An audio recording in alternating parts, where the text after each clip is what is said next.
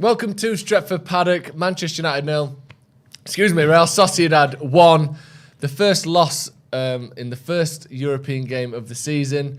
A very lacklustre, sort of just boring, nothing performance that from Man United. A game that, by all rights, deserved to be 0-0. It felt like a 0-0. It should have been 0-0, and yet Man United have lost it. Yeah, at the end of the whole, after watching the whole thing, you go, 0-0 it should have been. But there were moments, especially in the first half, where United played some, I thought, quite good stuff.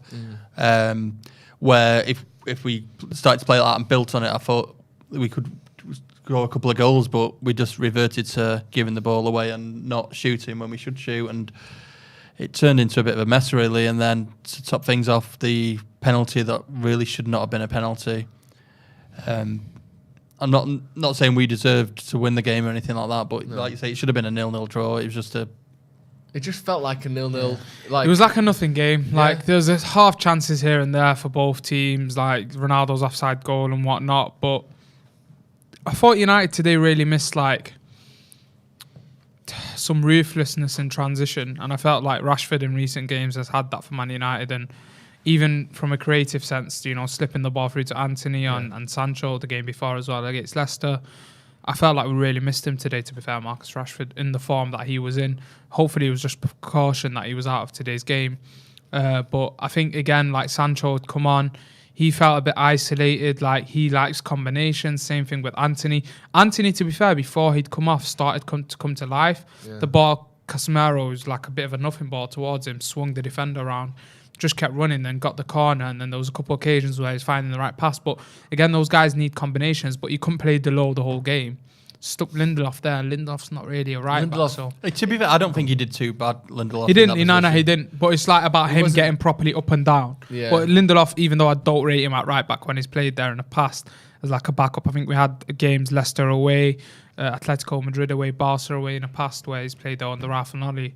But he's always frustrated me there. But to be fair, he was just calm. But you do need, like, guys like Sancho need give the ball, get it back, move it. Like, you need them combinations. I felt maybe this would have been obviously Donny's clearly out for a reason, an injury or whatever. But maybe this could have been a game for like someone like a Donny van de Beek, who can come across and have that 1-2 touch that we're seeing him have with a Sancho. It just needed someone a bit cleaner on the ball through the in between the lines. I think Eriksen obviously came off, and we really missed him, didn't we? Yeah, we did miss him, but he also, I think, and again, I hate to make this like an anti-Fred thing because I want to get onto Casemiro in a minute because I thought he didn't have a good game either.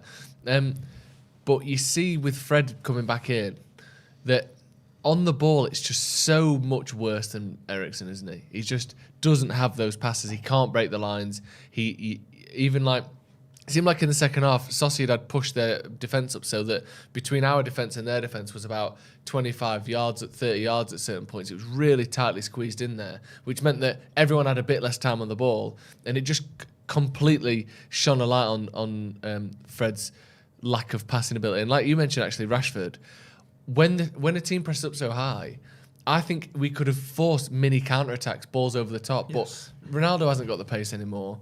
I think, Elanga is decent, but his touches and his ability to sort of take things from being a dangerous situation and then getting the ball in the back of the net, whether that be with an assist or a goal, he just lacks that. He seems to lack that repeatedly.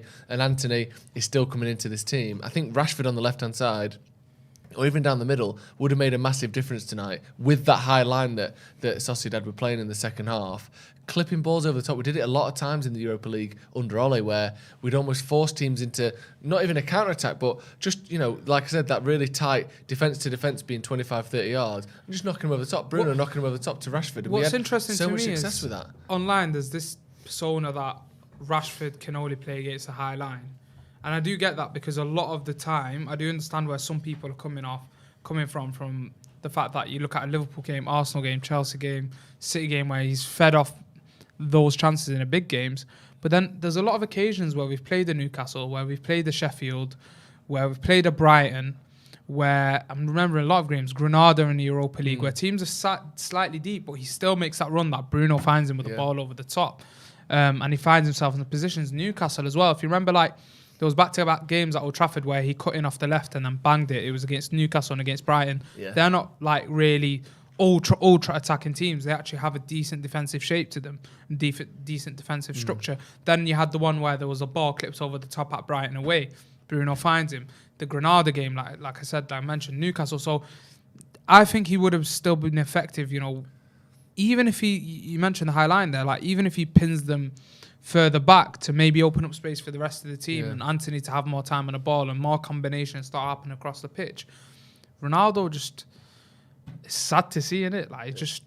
It didn't seem himself. It did seem disconnected, which is a bit difficult for guys like Ronaldo and guys like Anthony in a game like this, and needed someone to hold it together a bit more. Not to put all the sort of the blame on Ronaldo there, because obviously it's not his fault if he's not getting the supply and stuff. But it seemed, we mentioned Fred. Casemiro didn't have a great game today. There's a few of them who didn't. Like Ronaldo, I'll just say with him, I don't know if it's confidence, because he had a couple of opportunities where he could just put your foot through it, and he tried to bring it down and then go past someone and try and win a penalty, where Ronaldo a couple of years ago just hit it and got a shot on target.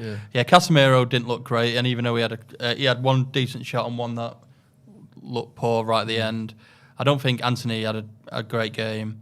I think Malacia didn't play well at the back either.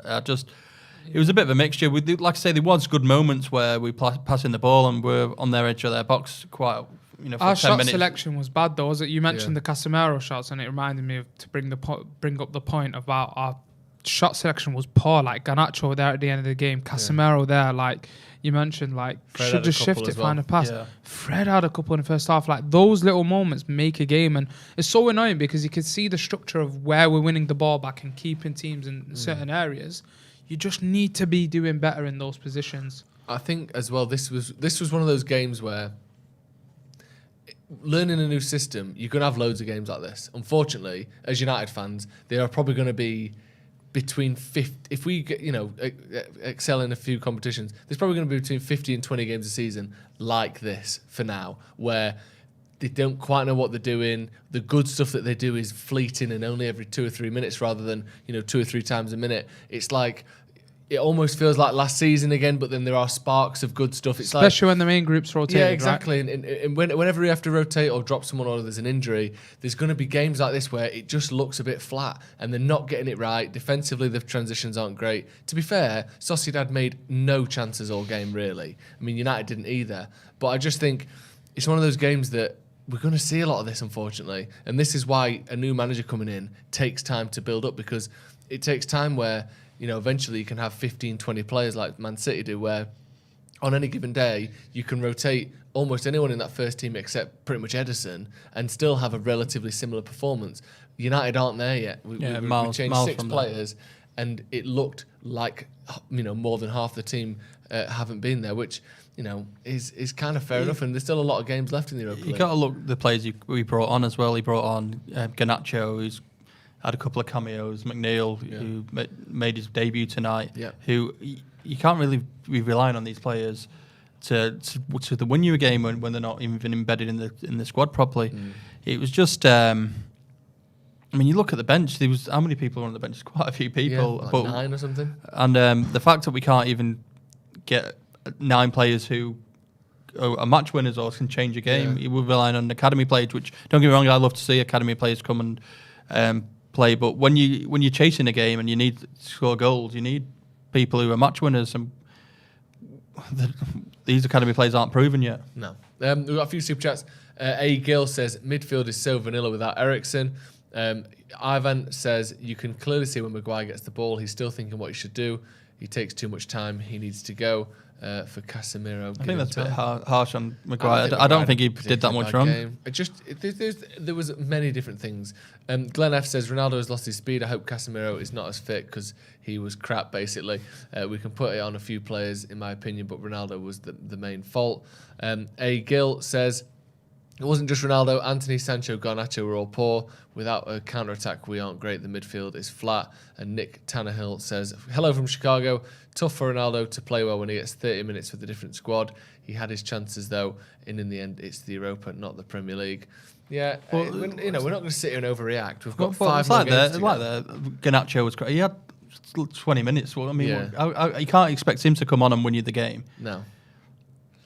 Yeah. Sean says, crazy how fast the tune can change. No, but it's not, is it? The tune hasn't changed. The tune was, they look like they're learning a new system, and some weeks, like against Arsenal, against Liverpool in particular, that system is going to plan. In other weeks, it doesn't look like it's going to plan. I don't think, it still felt like we were playing a new way, but we're just not quite getting it right, and we're not going to get it right every single week, because it's a different team, and it's a team that is trying to transition from counter-attacking football to possession-based football, and it's not dead easy to do that. So I don't think it's about changing our tune or everything's fallen to pieces. It's one loss at the start of a long Europa League group stage. I still expect us to go through. Yeah. If we lost the next 2 games, then you can start to worry. But, are you worried about the future of the Europa League here? Or surely not. It's one game.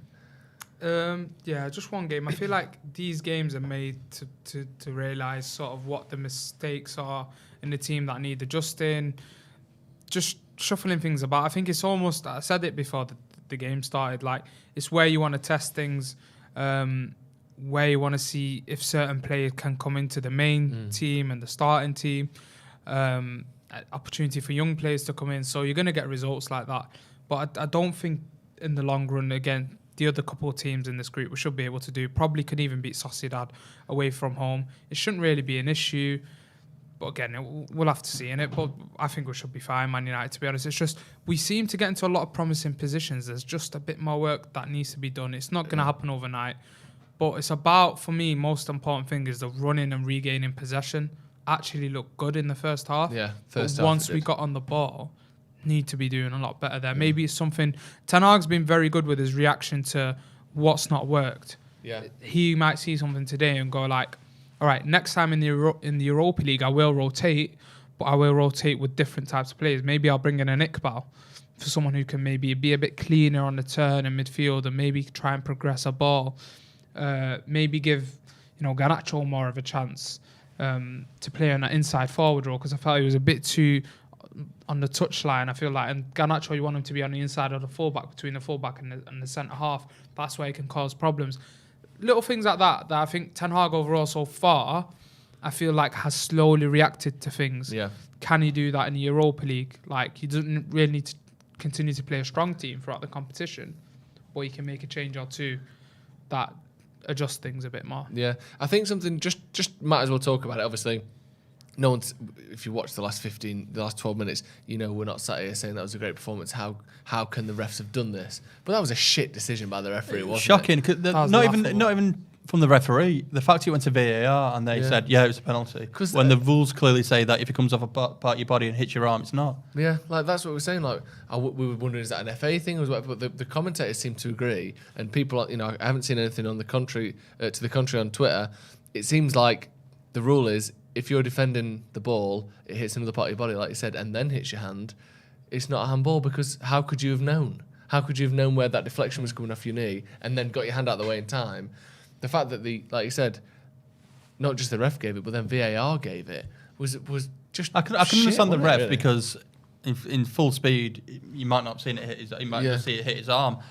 But the fact he went to VAR and they agreed, it's nonsense, really. It's either they don't know the rules or forgot the rules or just didn't see it. And how can you not see that? I don't know. What do you make of that?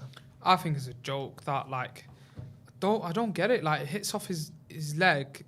His knee, wasn't it? Yeah. His knee came up and hits his underside of his arm. I don't know how in any way that's... Even if you look back at, like, for example, the one Delo got against Kimpembe in the past and people having a moan about that, and it was like one of them weird ones, but that was like his arm directly. It wasn't even like a hitter's body. Then those ones he were jumped up like that. He jumped up, and people were calling those controversial. I mean, that's just not a penalty. So here's another slightly longer version of that rule that we looked at before. But except for the above offences, so this would have obviously detailed, actual handballs. It is not an offence if the ball touches a player's hand or arm directly from the player's own body or head, including the foot. So that is what's happened there. So it's not a handball, directly from the player's own body or of another player who is closer. It wasn't that one. And if the hand or arm is close to the body and does not make the body unnaturally bigger. So it's that first one there. It is not an offence if the ball touches the player's hand or arm directly from the player's own head or body, including the foot. That is what happened. It touched the ball from his own leg. Like, it's literally like they've just... like you said, they've just forgotten the rules for a minute. Like, just shit, really, innit? I mean, you know, hopefully that 1 point won't make the difference when it comes to the end of the group. And like we said, no one is sat here saying United deserve to win that game. But that's a 0-0 game written all over it. No team made any good chances, and somehow, you know, Real Sociedad have come out of it with a win. Jamie Burton says, ref here, if it hit his body, it can still be a penalty. Apparently that rule was removed this year. Interesting, see? Where can we find that?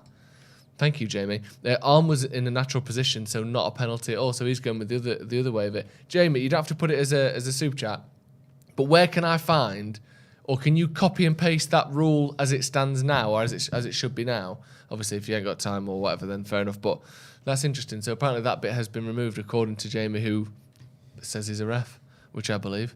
He said in the IFAB app. I don't know if you can copy and paste that, but that would be good. Well, I suppose you can't copy and paste a rule that isn't there. So yeah, copy and paste an empty bit of text where it used to say, if it hits your leg first, then that's okay. Excuse me. Manny Wade says, this is karma, you did the same to Arsenal. It's not karma losing a football match. Also, we didn't do this to Arsenal, get a fucking lucky penalty. We beat them 3-1 with counter-attacking and good football, so shut your tits. Right, that's going to be all from us. Thank you, Abdul, for joining us. You're welcome. Manchester United have lost the first game of the Europa League. Not to worry yet. Well, I want us to be in the conference, so I'm pretty happy. Shut up.